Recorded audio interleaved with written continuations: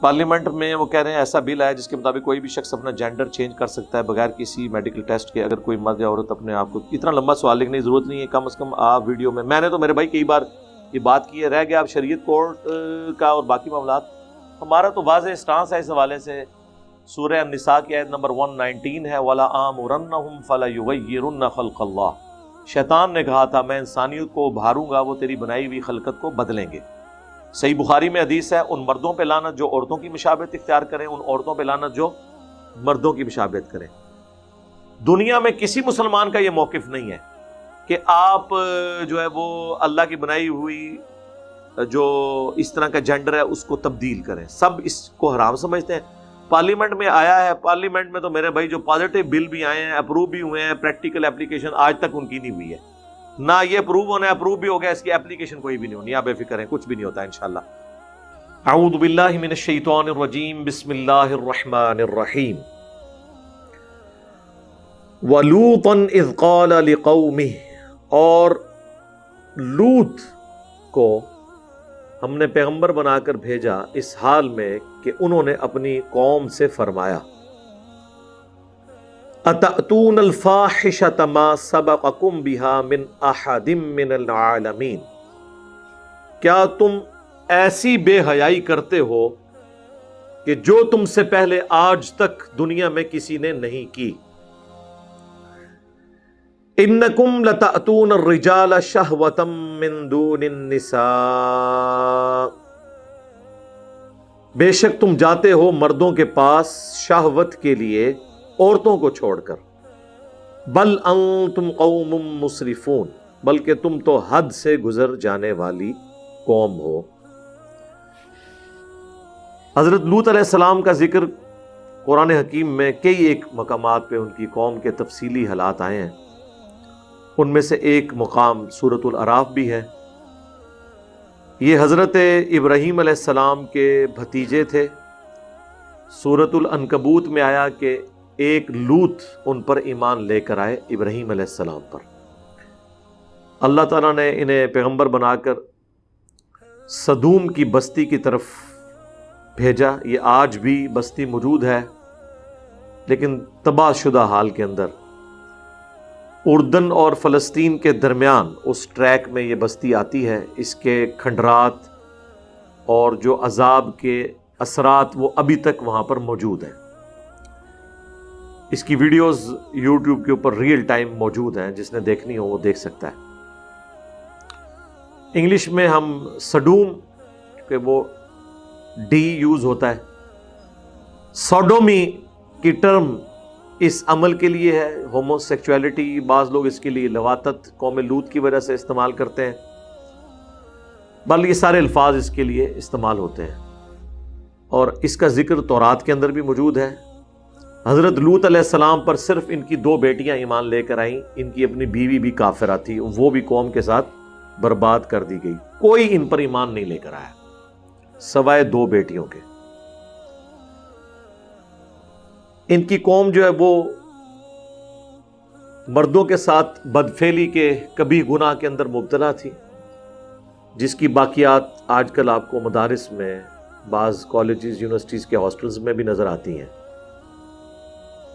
اور اس حوالے سے میں کافی دفعہ بول چکا ہوں. آپ کو پتہ ہے جب وہ مفتی عزیز صاحب کی ویڈیو لیک ہوئی تھی, اس کانٹیکسٹ میں بھی قوم لوط کا عمل مدارس کے اندر, یہ آپ یوٹیوب پہ لکھیں, لاکھوں لوگوں نے وہ ویڈیو دیکھی ہے. مسند احمد میں حدیث ہے, مشکات میں بھی یہ ساری احادیث موجود ہیں. آپ کو کتاب النکاح چیپٹر میں یہ احادیث مل جائیں گی اینڈ پہ جا کے, اور کتاب الحدود چیپٹر جو مشکات کا ہے, جس میں گناہوں کی سزا کیا ہے مختلف گناہوں کی, اس کانٹیکسٹ میں بھی آپ کو یہ ساری احادیث مل جائیں گی. پرائمری بکس مسند احمد, جامعہ ترمذی کے اندر تفصیل کے ساتھ یہ احادیث موجود ہیں. مسند احمد میں حدیث ہے کہ ایسا شخص ملعون ہے جو یہ بدفعلی کا عمل کرتا ہے, چاہے وہ مرد کے ساتھ کرے خواہ وہ عورت کے ساتھ. اور جامعہ ترمذی کے اندر حدیث موجود ہے کہ اللہ تعالیٰ ایسے شخص کی طرف نظر رحمت نہیں فرماتا جو مرد کے ساتھ یا کسی عورت کے ساتھ, خواہ وہ اس کی بیوی ہو, اس طرح کا عمل کرے. جامع ترمذی اور ابو داؤد کے اندر موجود ہے کہ ایسے لوگوں کی سزا یہ ہے کہ فاعل اور مفعول دونوں کو قتل کر دیا جائے اگر وہ بالرضا کر رہے ہیں، اور اگر ظاہر ہے کہ بالجبر ہوا ہے تو پھر صرف فاعل کے ساتھ یہ معاملہ کیا جائے گا۔ ابن عباس کا فتویٰ موجود ہے مصنف ابن ابی شیبہ کے اندر کہ وہ فرمایا کرتے تھے کہ ایسا عمل کرنے والوں کی سزا یہ ہے جو خلفائے راشدین نے بھی مقرر کی کہ اسے اس علاقے کی سب سے اونچی بلڈنگ سے زمین پر پٹخا جائے، مر جائے تو ٹھیک، اور اگر زخمی حالت میں ہو تو پھر پتھر مار مار کر اسے ہلاک کر دیا جائے۔ یہ اس کی سزا ہے۔ کتنی سخت سزا ہے، آپ اندازہ کریں اس عمل کی، اور یہ سزا قرآن سے ہی ڈیٹیکٹ کی گئی ہے۔ آگے اس قوم پر جو اللہ کا عذاب نازل ہوا اس میں بھی یہی تھا کہ اللہ تعالیٰ نے اس پوری بستی کو، فرشتوں کو حکم دیا کہ اسے اٹھائیں اور بلندی سے الٹا کر کے پٹخ دیں، اور اس کے بعد ان پر پتھروں کی بارش ہوئی۔ آج بھی سائنٹیفکلی یہ چیز ثابت ہے کہ وہاں پر ایک آتش فشاں پہاڑ پھٹا تھا جس سے لاوا اور پتھر نکلے تھے، جس سے وہ قوم تباہ کر دی گئی۔ ظاہر ہے اس کی سائنٹیفک ریزن تو ہوتی ہے، اللہ تعالیٰ کی طرف سے جو زلزلے کی شکل میں عذاب آتا ہے یا چنگھاڑ کی شکل میں آتا ہے یا تیز ہوا چلنے کی شکل میں آتا ہے، اس کے لیے کوئی نہ کوئی سائنٹیفک ریزن تو ہوتی ہے، اللہ تعالیٰ ایکٹیویٹ کرتا ہے ان چیزوں کو۔ بہرحال اس چیز کو مانتے ہیں کہ ایک بستی تھی، آج بھی ان کے جو فاسلز ہیں وہاں پہ موجود ہیں، ایون جو لوگ گھروں میں ہیں وہ اوندے منہ اسی طریقے سے پڑے ہوئے ہیں، آج بھی اسی حالت میں وہ پتھر بن گئے ہوئے ہیں۔ وہ ساری ویڈیوز اویلیبل ہیں ریئل ٹائم۔ وہ صدوم کی بستی ہے، انگلش میں اس عمل کو سوڈومی کہا جاتا ہے۔ آپ گوگل پہ جا کے لکھیں تو آپ کو وہ قوم صدوم کے بارے میں سب کچھ مل جائے گا، چونکہ یہ تورات کے اندر بھی اس واقعے کا ذکر موجود تھا۔ لہٰذا یہ یاد رکھیں، دنیا میں جتنی بھی اخلاقی برائیاں ہیں، ان کے لیے جتنی ٹرمز ہیں وہ الہامی کتابوں سے ہی ڈیوائز کی گئی ہیں، اور جتنی اخلاقی اچھائیاں ہیں ان کے لیے جتنی ٹرمز ہیں وہ بھی الہامی کتابوں سے ڈیٹیکٹ کی گئی ہیں، کیونکہ انسان اخلاقی قوانین نہیں بنا سکتا۔ مرد بنائیں گے تو اپنے حقوق کی بات کریں گی، عورتیں بنائیں گے تو اپنے حقوق کی بات کریں گی۔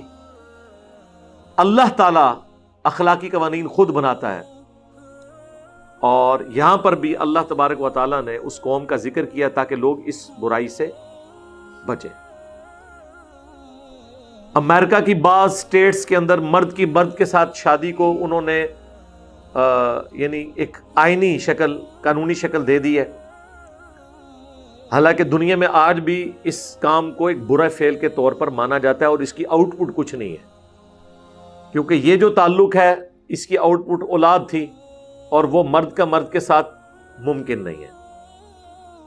اسی لیے ہم ویسٹرن ڈیموکریسی کو کفر اور شرک مانتے ہیں کہ وہاں پر اگر کثرت رائے سے یہ فیصلہ ہو جائے کہ یہ حرام کام بھی الاؤ ہے ہمارے معاشرے میں، تو وہ اسے اسٹیبلش کر دیتے ہیں۔